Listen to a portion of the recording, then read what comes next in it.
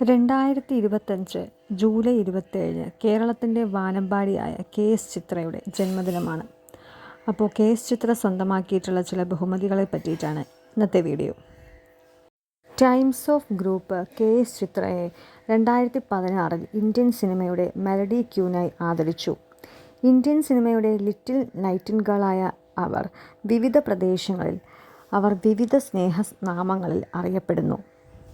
വടക്കേ ഇന്ത്യയിൽ പിയ ബസന്തി, കേരളത്തിൽ വാനമ്പാടി, തമിഴ്നാട്ടിൽ ചിന്നക്കുയിൽ, കന്നഡയിൽ കോകിലെ, ആന്ധ്രാപ്രദേശ് തെലങ്കാനയിൽ സംഗീത സരസ്വതി എന്നിങ്ങനെ. കെ.എസ്. ചിത്രയ്ക്ക് 6 ദേശീയ അവാർഡുകൾ, 10 ഫിലിംഫെയർ അവാർഡുകൾ, ഇന്ത്യയിലെ 8 സംസ്ഥാനങ്ങളിൽ നിന്നുള്ള 43 സ്റ്റേറ്റ് അവാർഡുകൾ എന്നിവ ലഭിച്ചിട്ടുണ്ട്. 2021 ഇന്ത്യയിലെ 3ാമത്തെ ഉയർന്ന സിവിലിയൻ ബഹുമതിയായ പത്മഭൂഷൺ, 2005 പത്മശ്രീയും ലഭിച്ചു.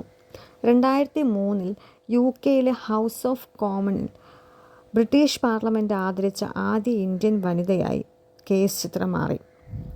2009 കിങ്ഹ്വായ് ഇൻ്റർനാഷണൽ നദി ഉത്സവത്തിൽ തത്സമയം പരിപാടി അവതരിപ്പിക്കുന്നതിനിടെ ചൈന ഗവൺമെൻറ് ആദരിച്ച ആദ്യത്തെ ഇന്ത്യൻ കലാകാരിയായി കെ.എസ്. ചിത്ര മാറി. അപ്പോൾ കേരളത്തിലെ വാനമ്പാടിയായ കെ.എസ്. ചിത്രയ്ക്ക് 1000 ജന്മദിനാശംസകൾ നേർന്നുകൊണ്ട് ഇന്നത്തെ വീഡിയോ അവസാനിപ്പിക്കുകയാണ്.